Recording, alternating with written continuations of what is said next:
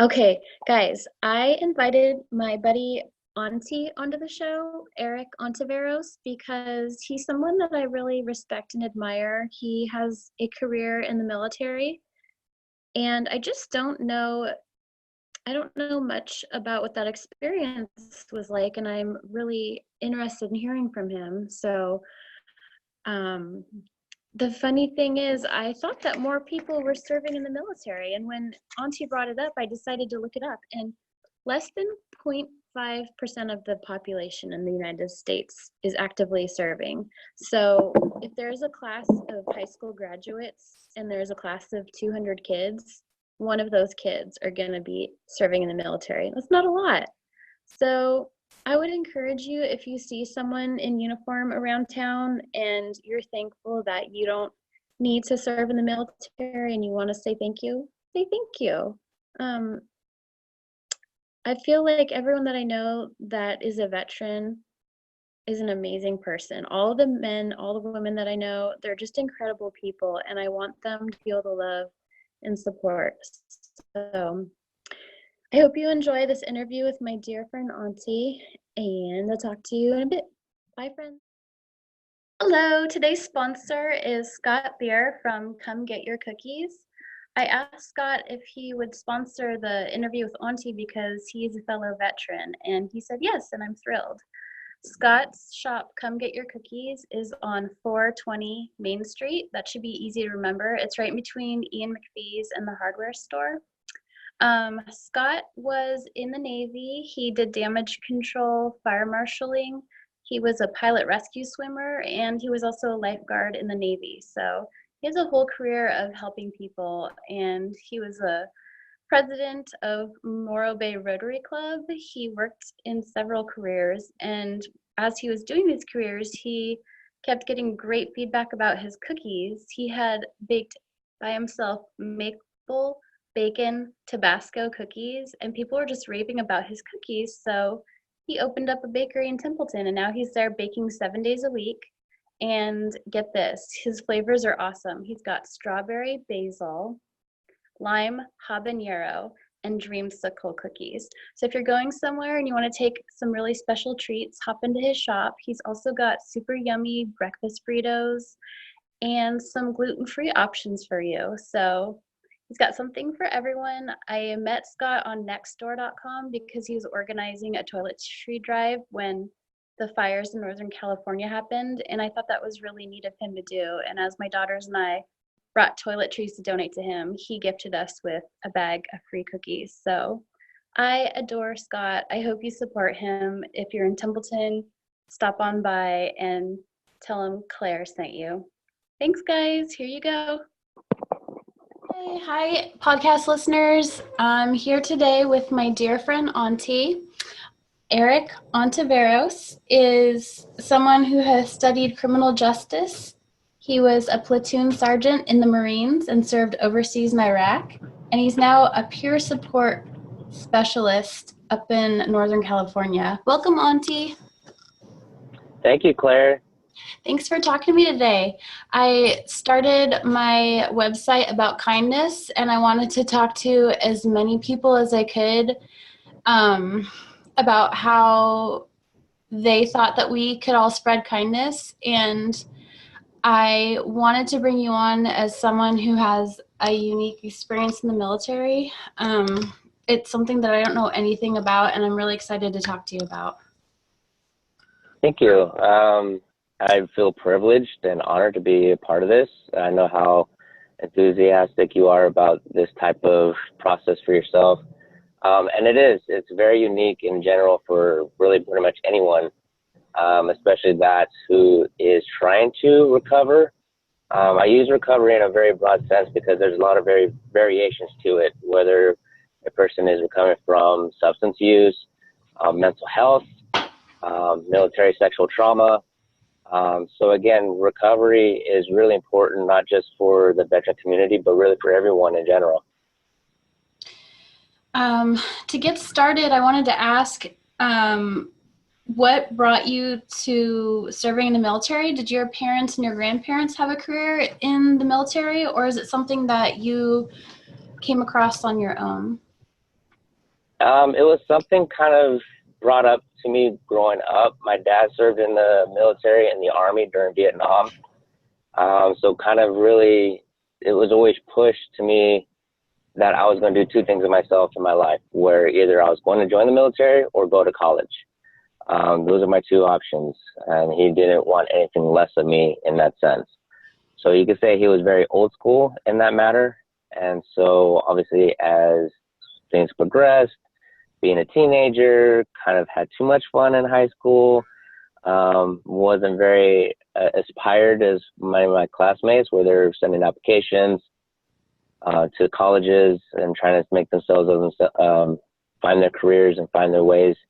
So I kind of leaned over to the military. And when I did so, I've had a lot of family members who were in the military, uncles who served in different various branches, cousins, the same thing. So really when I came to the opportunity, I wanted to do something that was different than everybody else. And so in a sense, when I joined, that's when I decided to join the Marines because, like I said, we had everybody that was in the Army, Air Force, Navy, and I was the only Marine. So, of course, I had to be different. That's amazing. What was your experience in the military? Do you want to tell me your highs and lows and ups and downs? And That's actually a good question because you really experience that in boot camp, basic training, and when you're obviously with your unit. And so just the transition itself, a lot of people, you realize your culture and your upbringing, especially in boot camp. The boot camp for anybody, regardless of what other branch of service they're in, you really find out what their culture is about. And what I say about that is, people who are able to work with others, work with different diversities, being away from their community, being away from the hometown, being away from their family. And you really see that in those type of environments because, again, it is a culture shock. You are living with, in boot camp, about, almost 40 to 50 guys, and they're all of different cultures, different ethnicities and backgrounds, and different cities. So, again, you're kind of a culture shock if you're not used to it. And then at the same time, you're in a different city. You're away from your family, miles away, wherever you're from. Again, for the Marine Corps, anybody west of Mississippi, they all go to San Diego. If not, if you're on the other side of the Mississippi, then you're going to Parris Island over in North Carolina. So again, you're going to one place or another. So again, a culture shock. And so for me, that wasn't too bad because growing up, I did a lot of traveling as a kid because, again, my dad working as a civilian contractor for the government, I was able to experience a lot of different things, a lot of different cities. Growing up, seemed like every year I was moving somewhere different. So I lived up and down California, lived in New Mexico, lived in Arizona. So I got to be used to, change. And so in the military, you kind of experience that. And so a lot of times people who join the military, it's to get away or to find themselves or to just see the world. And it does do that for you, not just within your job that you do in description, but at the same time, when you are stationed at whatever base you are for whatever jobs that you enlisted for, you get to see the city that you live in. You get to see the different cultures, whether it be here in the United States or overseas, whether it be in Japan, Hawaii, Germany. You get to experience those cultures. And that's something that you definitely carry on with yourself. So then when you come back home, in a sense, you kind of appreciate a little bit more what you have coming home. when you were away from your family and your friends, did you feel supported, or do you feel that you could have been better supported? When I was away, like overseas or in boot camp? Both. In boot camp, definitely was supported because, again, before internet and iPhones, receiving mails and letters was always a good thing and a nice little, inspiration, motivation at nights, just before you go to bed, receiving those letters and hearing how proud people are, it was really nice. And then the same thing overseas. When I was deployed the 3 times over in Iraq, receiving emails, being able to make phone calls, receiving letters, care packages, that was an incentive. That was, in a sense, a validation of how, important, other people kept you in their thoughts and prayers, and it really meant a lot. And sometimes the sad part of it is you also saw a lot of other fellow Marines or airmen or sailors or soldiers who weren't as fortunate as some of us, who wasn't able to receive letters or receive care packages or have the ability to call home and talk to somebody. And that's, in a sense, you can see how demoralizing that can be. Because again, you always start to question about your self-worth. And that kind of plays with your mental state, and kind of in a sense can be dangerous where, you start acting more careless because, hey, who cares? Nobody really cares for me back home. So, why should I care about myself and my well-being, in a life and death type of situation? Right. Do you want to talk about what your typical work day is like nowadays? My typical work day, it really kind of varies. So what I do in the VA is I do peer support work. And so in a sense, what peer support does is an additional support system for a veteran. A veteran has, their primary doctors, they have their mental health providers, they have their psychiatrists. And so a lot of times they're not able to see them on a daily basis. And sometimes in a time of need, they may not be able to, see them when they want to. And so as a peer specialist, we can be that additional bridge. We can be that somebody, that person who can sit and listen to them and hear what it is that they are wanting and needing. And then once we're done with our session, I can, translate, or I can email or write the notes to the providers, just let them know what we discussed, as well as what that individual is asking for, whether it be additional resources, support networks within the community, certain medical cares, medical needs, things like that. And other times, if I'm not doing individual work, I do a lot of support groups. And a lot of times that's most beneficial because it is on something where I can do on a weekly basis. I can have more than one person, sometimes I can have 8 to 12 people in a group. And again, the more that I can provide for those group of individuals, the better I can serve for them. So that's sometimes better use of my time is the support groups, because like I said, it's almost like how they say the most bang for your buck. The more people that I can get in, the more that I could reach out to. It sounds like you're a really good mentor to a lot of people around you. I was wondering if you had some people in your life that really helped to shape who you are and lift you up. Was it in your family? Was it outside of your family, or a mixture? And do you want to tell us who set you on the path to be the man that you are today? To answer that question, I really have to give credit to my mom. Being a single parent and the way she had to raise me and my younger sister was really a credit to how me and her are as individuals, as well as parents and,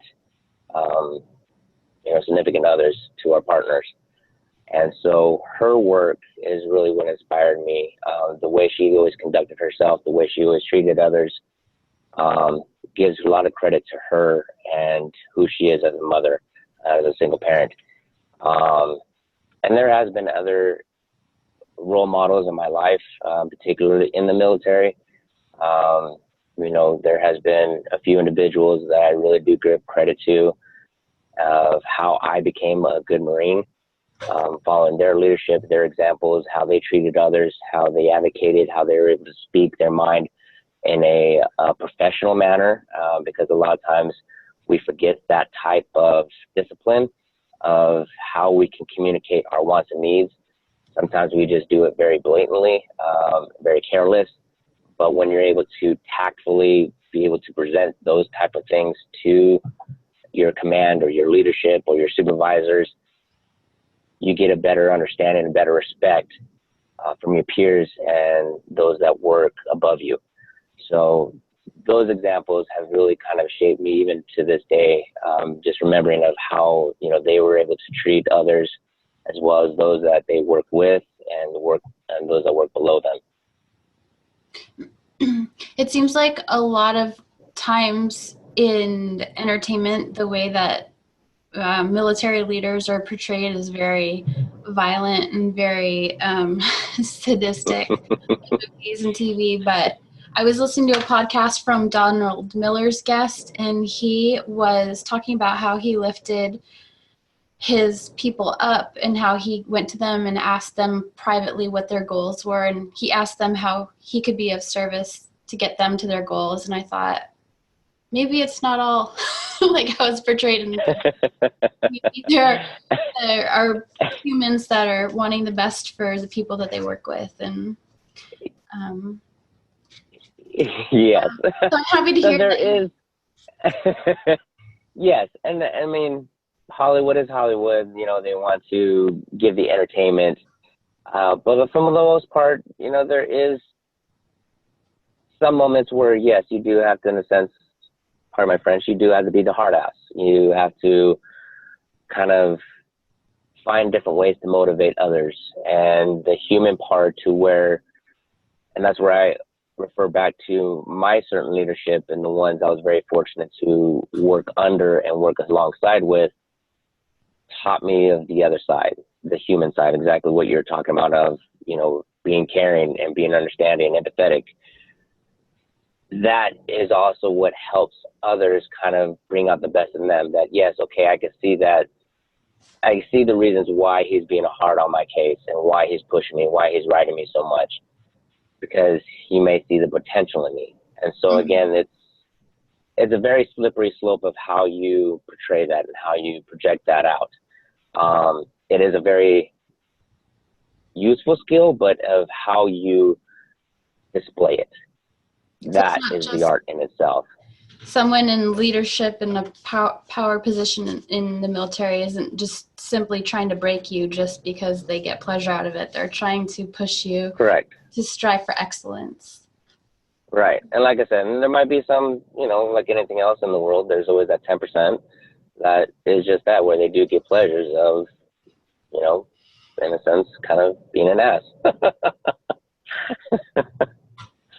So on the other side, how do you bring kindness to your comrades and coworkers then when you were serving versus now? In the military, in my time as a Marine, kindness wasn't really in our vocabulary. And just in that sense, just the word itself, kindness. I guess you can use it as be professional. So in a sense, you have your customs and courtesies and how to be polite, ways to be tactful. That's how we viewed it. Now, being out, it is something that I'm trying to redefine for myself, how to be kind, because it really kind of starts with yourself. If you can't be kind to yourself and you always have this negative mindset and continuously feed yourself of how worthless and how you're not worthy of certain things, there's no way for you to really be authentic when you're trying to be kind to others. So for me, it is the practicing to tell myself of how worthy I am or how deserving I am. One of the things that I had struggled with when I came out of the military, was becoming a father for the first time. And when that happened, I was out of sorts. I was out of place. I didn't feel comfortable with the whole idea of being a stay-at-home dad. And it frightened me because I didn't have any training. There was no manual. There was nobody to talk to, in a sense. It's pretty much, learn on the job. And I felt that I was inadequate and wasn't really deserving of this beautiful creation that, God had given me. That sounds, I can relate, and it sounds like something that's probably universal to many parents. How did you work through it? How'd you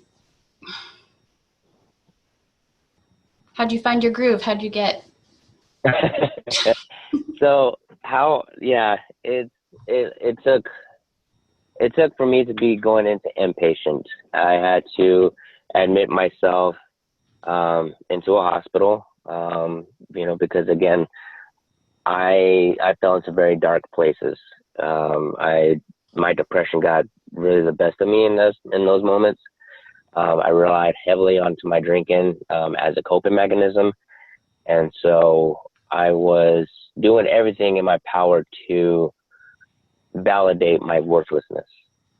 And like I said, the only way that I was able to find help and treatment was to admit myself into psychiatric care. I went into basically a lockdown facility for about 10 to 12 days because I did have suicidal thoughts. There was times where I did attempt suicide.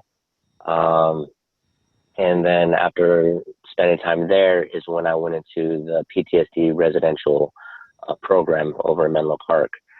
I was there for 5.5 months.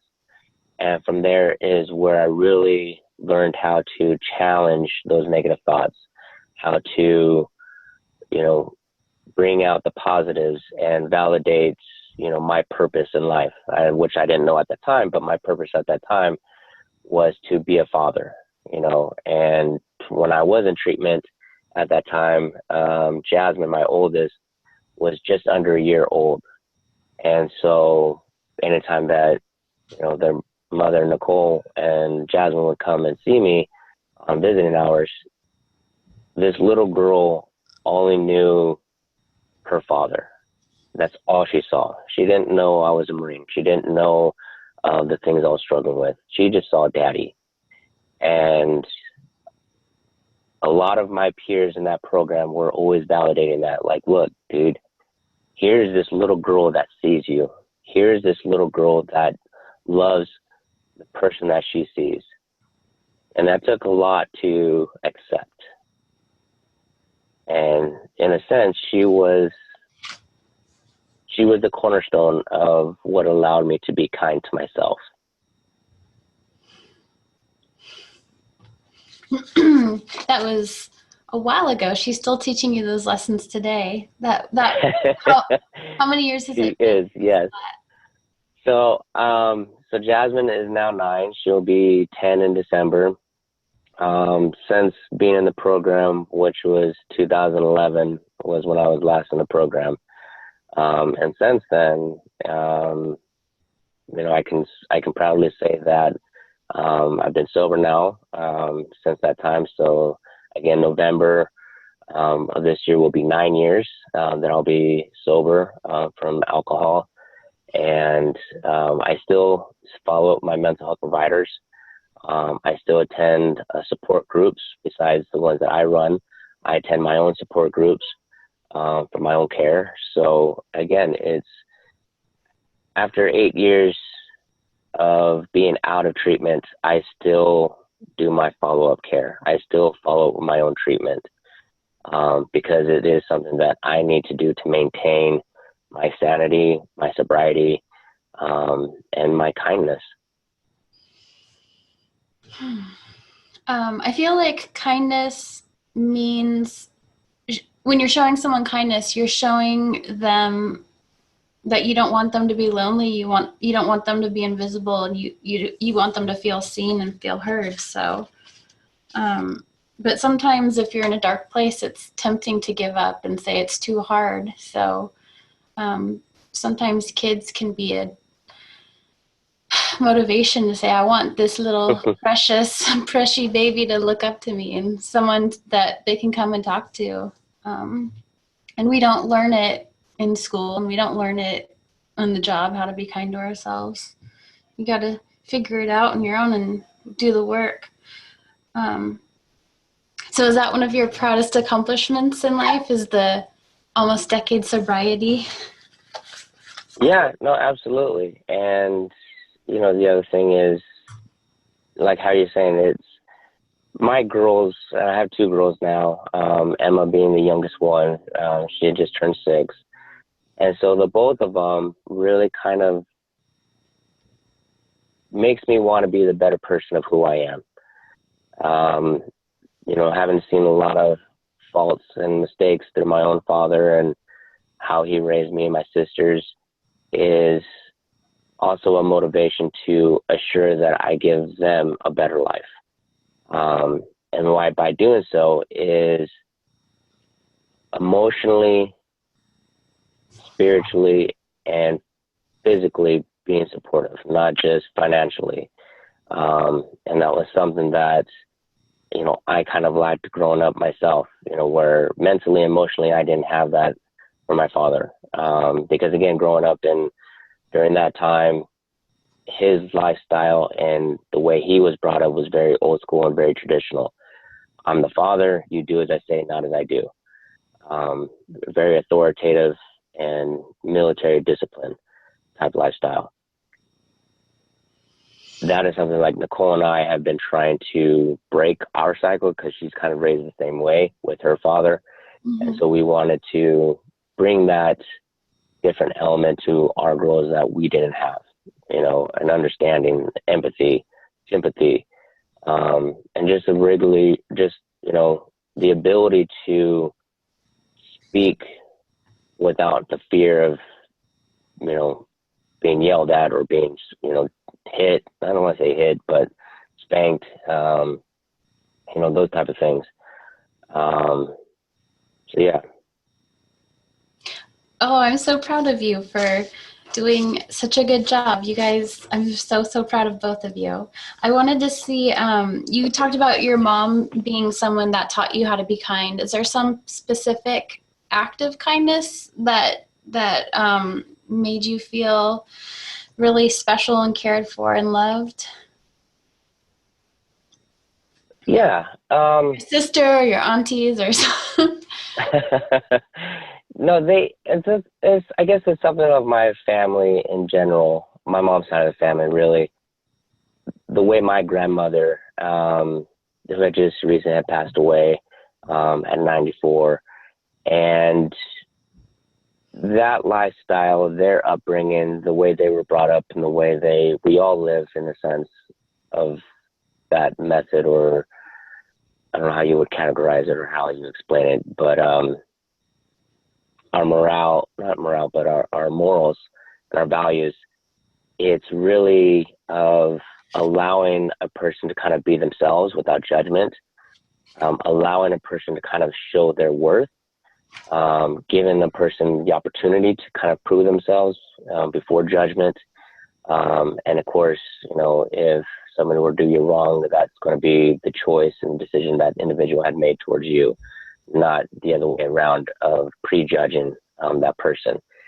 And so that was kind of how all of us, and we all, my cousins, even my aunts and uncles, we've all lived lives where it can be frowned upon, or, there can be some disappointment. But regardless of our mistakes and regardless of our mishaps and misfortunes, my grandmother had always showed love, had always showed a welcome home, and the opportunity to kind of move past our mistakes and know that no matter what it is that we've done, that there would always be someone there to care for them for who they are and not what they've done. So that really kind of inspired all of us on that side of the family to kind of really just, be loving and to be kind to one another, because again, we're human. We make mistakes.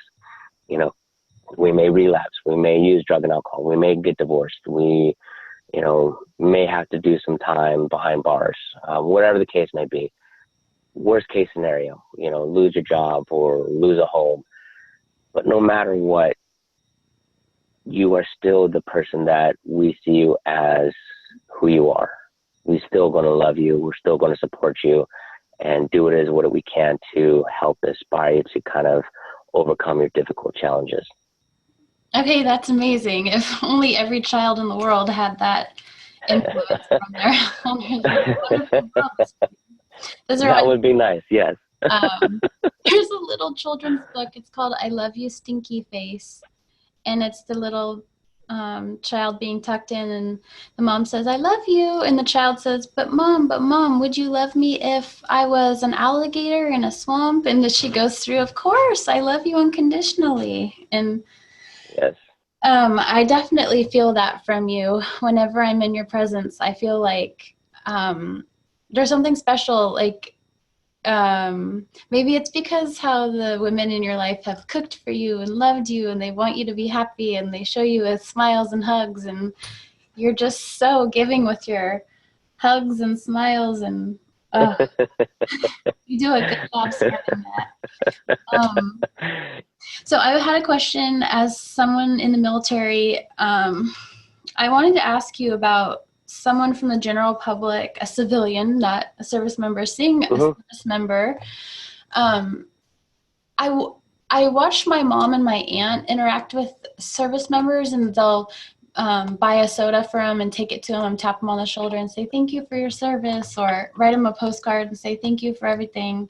And I want to know, there's been times when I've stopped and I feel like embarrassed, like maybe that's not enough, or I don't know how to explain it. How does it, did you get approached from people and thanked for your service in public? And if so, what did you think about that?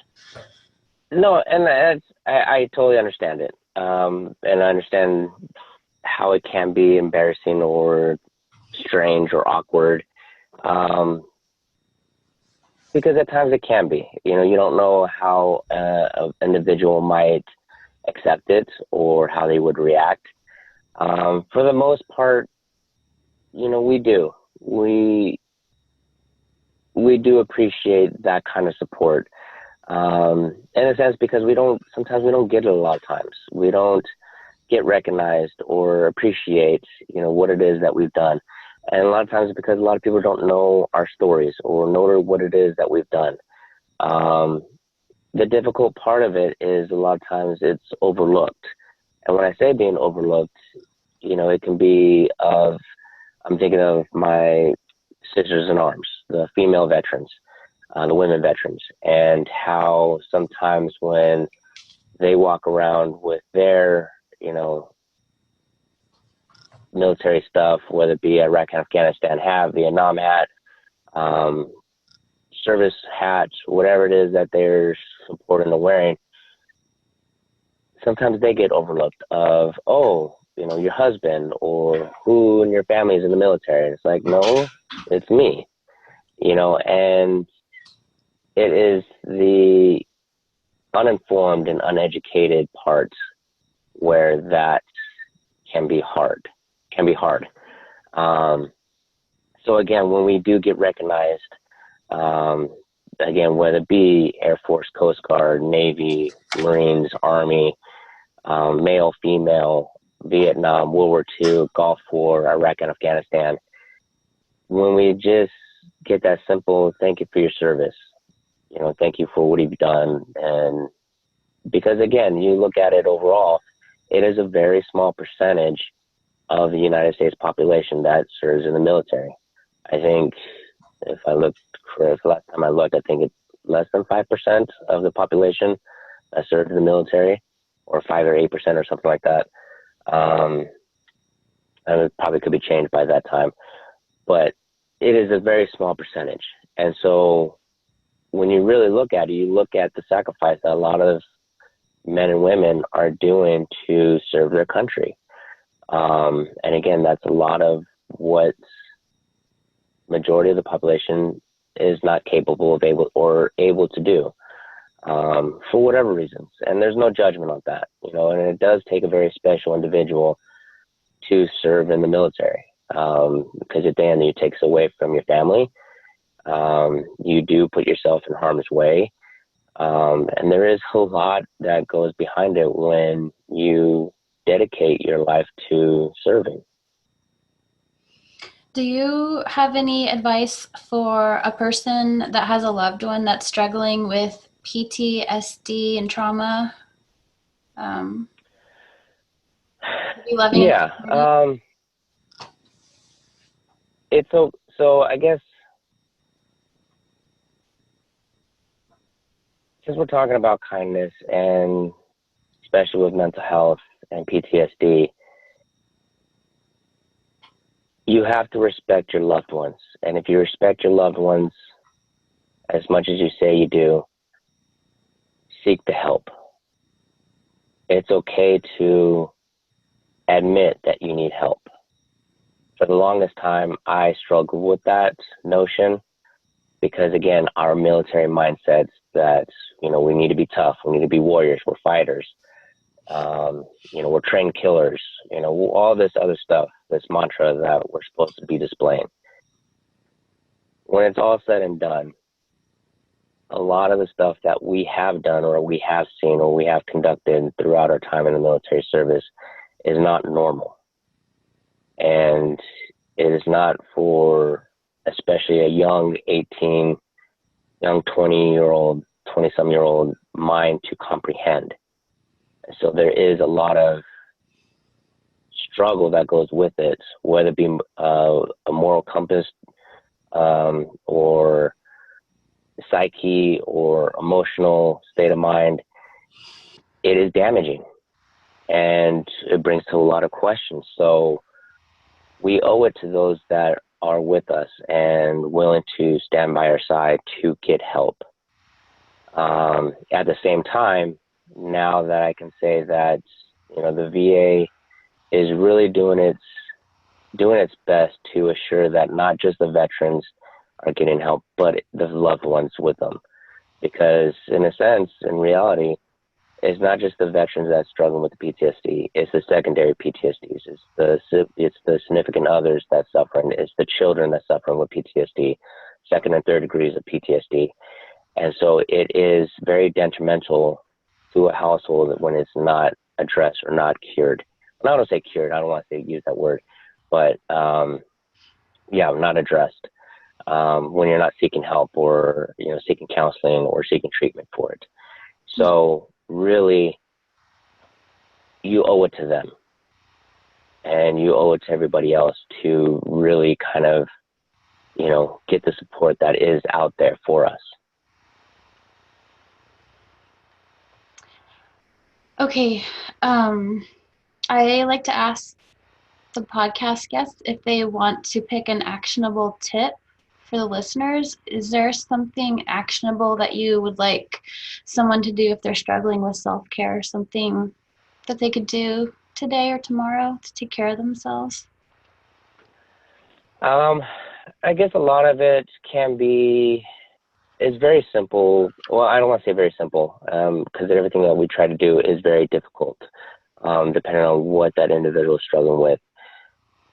Things that I've worked with and that has helped me, sometimes it's sitting outside of your house, writing in a journal, listening to positive type music.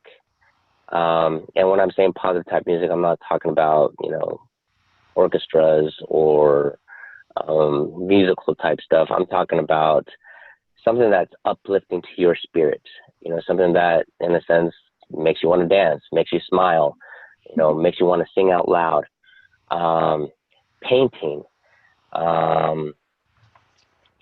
coloring books, adult coloring books, the mandala type coloring books.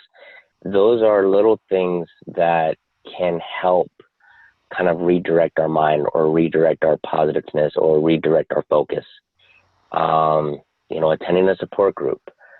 We do have 800 numbers that the crisis line is available that, veterans and family members can call. It's not just veterans only or, those who are in suicidal need. The crisis line is really there to kind of just be a listening ear when we don't feel that we have anybody that can listen to us. So those are just a few of the things, and really just kind of do things that's going to redirect yourself. Sometimes even taking a nice hot bath, or maybe a cold bath, or maybe doing Epsom salts, or having essential oils, or doing a massage, or medi-pedis. Something that's going to change the mood. And when you change the mood, you change your aspects, you change your point of view, you change your outlook. So again, it's almost like redressing a battle wound. You don't want to have a dirty gauze that's been there for 2-3 days or 4 or 5 days, and because again, the wound will never heal. But if you continuously apply a clean cloth, cleaning and ensuring that the area is not getting affected, and you do it on a daily basis, eventually the wound will heal. And that's pretty much what like self-care is about. When you can do that on a daily basis, however small that is, it will make a difference.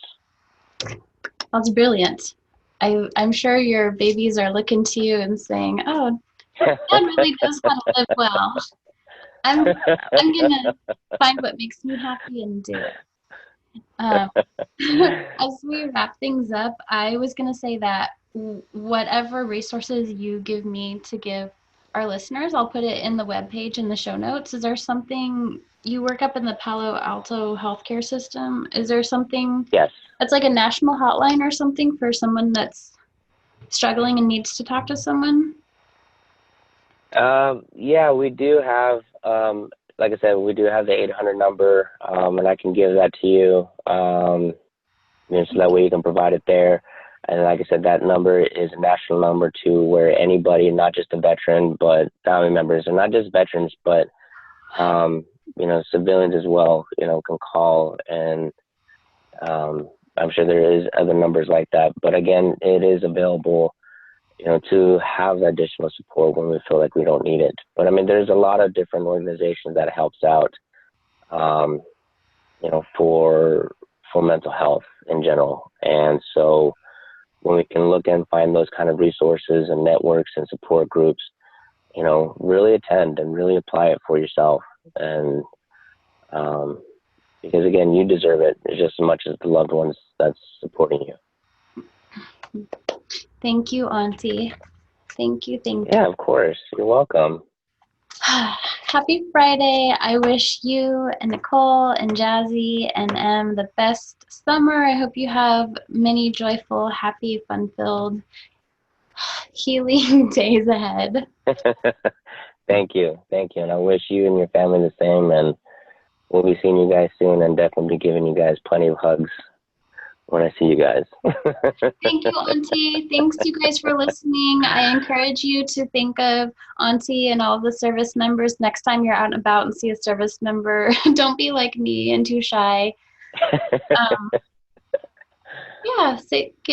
Be generous with your thanks. Thank you, Auntie. Thank you for your Thank you, Claire. I appreciate it. Today. Thank you. Bye. Bye-bye. I have to say that thank you, Auntie, for talking so openly and so honestly about your struggles. I feel like maybe they are hidden struggles. You're such a handsome, you're such a vivacious, fun-loving guy. I didn't notice the struggles that you were going through when I was around you during before and after you sought treatment. So I really respect you, and I am so grateful that you're encouraging other people to get the help that they need to have a healthy and happy life, and in turn ensure that their partners, spouses, kids, parents, siblings, friends have a better life too. I love you, Auntie. I love your family. I'm so thankful to talk to you, and thanks you guys for listening. Talk to you next week. Bye.